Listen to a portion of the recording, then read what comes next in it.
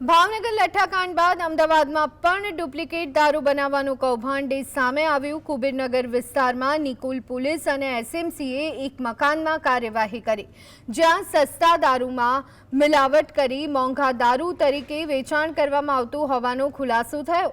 પોલીસે દિનેશ જંડાવાલાના ઘરમાંથી ડુપ્લિકેટ દારૂ બનાવવાની સામગ્રી, 4 પ્લાસ્ટિક અને ધાતુની પ્રવાહી ભરેલી બોટલો તેમજ 4 ઢાંકણા તે કબજે કર્યા। આ કેસમાં નિકોલના સુનિલ માખીજાની ધરપકડ કરવામાં આવી છે, જ્યારે ફરાર દિનેશ જંડાવાલાની શોધખોળ તે હાથ ધરાઈ છે। પોલીસે બોટલ પર લગાવવામાં આવતા સ્ટીકર, લેબલ અને ખાલી બોટલો અંગે પણ તપાસ શરૂ કરી છે। લોકો જે વસ્તુ યુઝ કરતા હતા એ એસેન્સ હતું, ફ્લેવર તરીકે યુઝ કરતા હતા। જે મોંઘી બ્રાન્ડમાં એમનું જે પણ સ્ટીકર હોય એમાં જે પણ ફ્લેવર આવતું હોય એ લોકો ફ્લેવર તરીકે યુઝ કરતા હતા।